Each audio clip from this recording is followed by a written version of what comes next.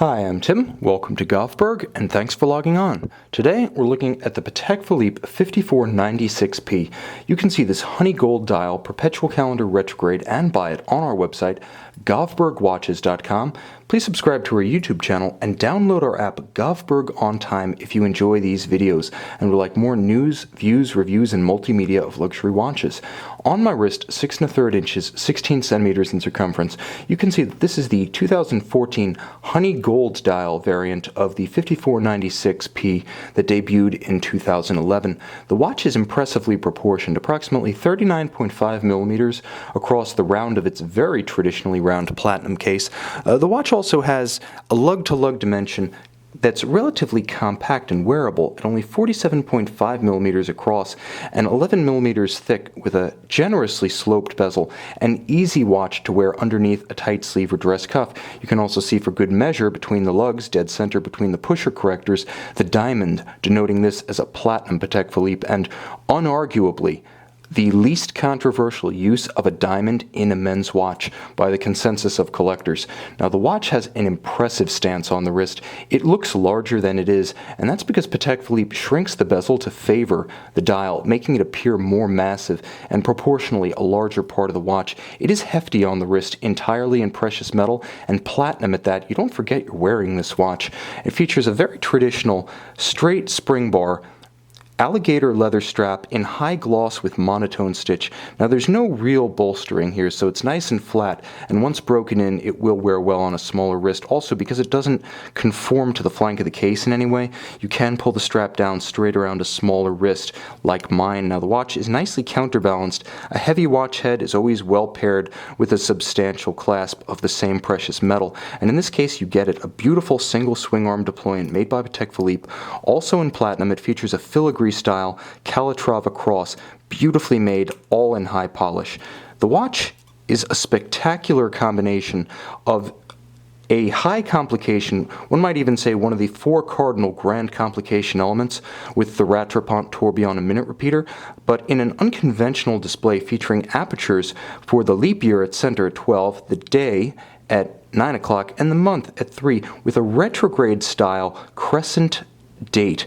Now, the retrograde features a small shock of red, completing what's actually quite entertaining as a color palette. We have blue, we have silver, we have platinum, which is quite distinct from the silver of the moon phase. We have that honey gold, or honey brown, as Patek Philippe calls it. Again, that little shock of red setting the whole thing off. It's a very dramatic presentation, and it's atypical. It's the kind of look that is, one might say, even provocative, a love-hate effort by Patek Philippe. There are more conventional perpetual calendars in the catalog, but perhaps none has as much charisma as this design.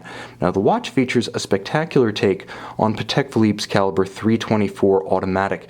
It operates at 28,800 vibrations per hour. It features the free-sprung gyromax style balance that Patek Philippe made famous starting in the mid-20th century. It does have a 45 to 50 hour power reserve, and this one features 30 joules. But what sets this watch apart from its historic antecedents is the use of alternative materials: ceramic rotor bearings, unlubricated and high efficiency at center, as well as a Cylinvar, that's Patek Philippe's proprietary brand name, Spiromax amagnetic hairspring on the balance itself. So the watch solves many of the traditional Achilles heels of automatic and mechanical watches: wear of the winding rotor bearing and the persistent vulnerability to magnetism, solved completely by the hairspring solution. It's also beautifully finished, as all of these 5496s have been built in the era of the Patek Philippe seal, which started in 2009. The 5496 started in 2011. You can see the Patek Philippe seal on the bridge, and it does represent a holistic standard. It's not simply like the Geneva hallmark, which once represented a standard of moving finish. The movement finish is now joined by case finish. It's now joined by dial finish, the standard of the strap and the standard of the buckle. And one might say that it's just a marketing gimmick on the part of Patek, but it is no coincidence that shortly after the introduction of the Patek Philippe seal, the Geneva hallmark began to revise its own codes to include the entire watch. So, influential as ever, Patek Philippe not afraid to lead, whether on the back or the front of the watch. Now, the timepiece is exceptionally handsome, and it has a quality of exploding in direct sun because of the sunburst grain radiating out from the cannon pinion of those beautiful polished white gold Dauphine hands at center. If you want a Patek Philippe grand complication that is as aesthetically audacious as it is mechanically progressive, you should check out this Patek Philippe 5496P and perhaps even buy it on our website, govbergwatches.com.